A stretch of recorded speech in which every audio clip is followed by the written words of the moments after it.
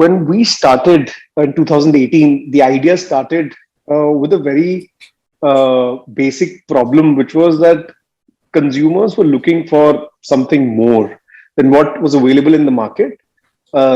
And we identified a lot of these gaps that the legacy players were not fulfilling. For example, the rich aroma, the taste, the flavors, the delivery techniques.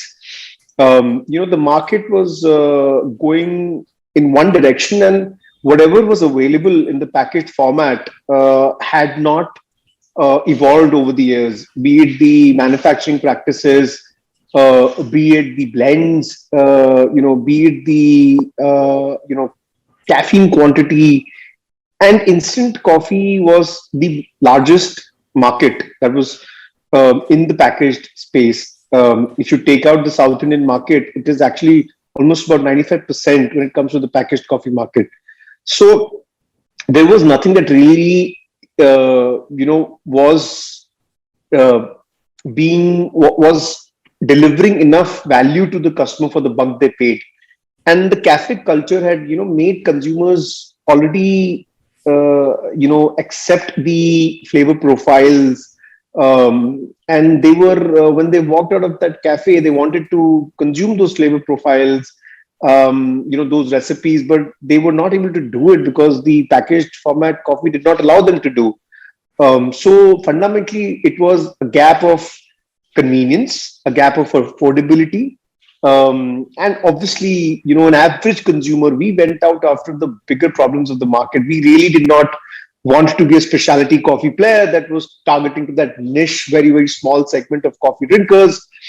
And even consumers who called themselves aficionados and connoisseurs of coffee, they were drinking, very, very basic entry level products. So there were many, many gaps in the market that we identified. And then we holistically kind of bought all of those together, created a solution which, had a very fine balance between all of these points that I mentioned. And really reimagined the supply chain of coffee, reimagined the marketing status quo of the coffee market.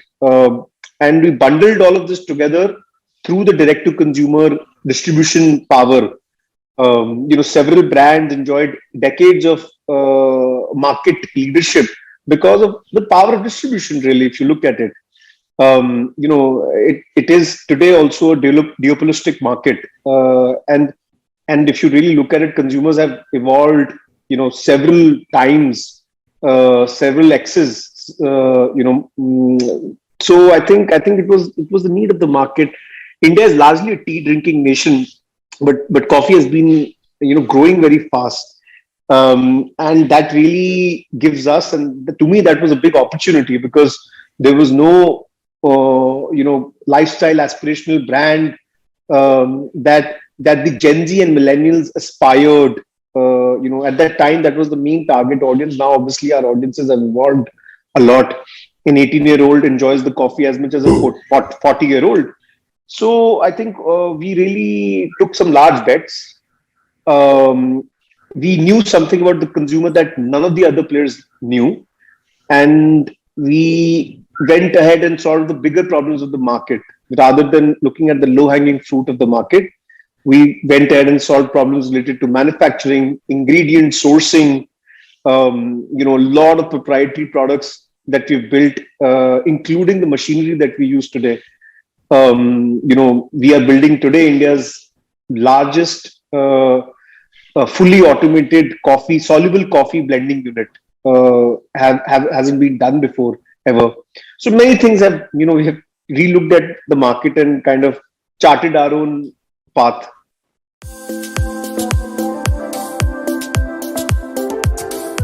For us, it was a marketing, mechanism to reach out to our audiences. We genuinely wanted, the communication to result into something meaningful for them. Because there's a lot of chatter about crypto and metaverse and Web 3.0 and NFTs, throughout the young community. But what was happening was they really did not know what to do. So we kind of broke down this and we gifted them free NFTs. And we help them set up those OpenSea accounts and then transfer those NFTs, and then give them the knowledge also. So we did that at our end, and primarily it was a marketing mechanism to reach out to our audiences. We're also setting up shop in Metaverse right now. Wonderful. It's a complicated activity. We realized it after entering it. It's a much complicated activity than we initially thought, because there are very few developers get it today in India. So we're trying to work our way out, and we hadn't involved any agencies before to do this. So we're now thinking of working with an international agency for this. So can you throw up on some more light on this store in Metaverse? How's it going to work? What are the conversions you're thinking about? You'll be able to drive out of it and all.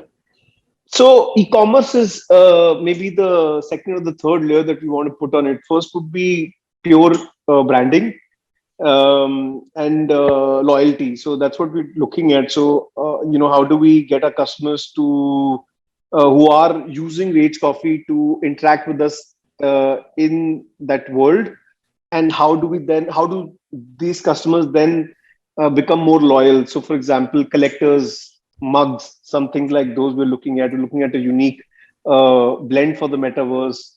Coins that they can use to redeem as money on our store. So all those things we're looking at, and it's been quite a ride, for me also, because of my team's been working on it, and they, I mean, tell me things that I had no idea about. So it's interesting. But yeah, I mean, those are the ideas.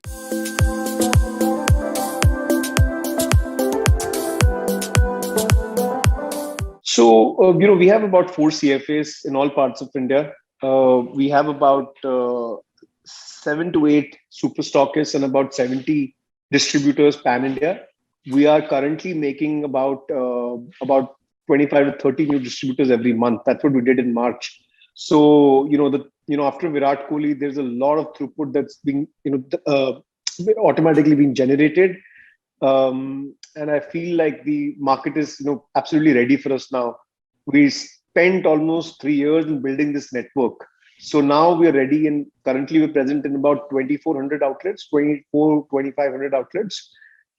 This includes modern trade. A large chunk of this is general trade stores, supermarkets, neighborhood stores, regional modern trade chains. So yeah, I mean, that's our strategy, and we generate a good healthy percentage of our business from offline channels, as well as hyper local channels, as well as our direct to consumer and online marketplaces. Our simple thesis is that we should be present wherever our customer is.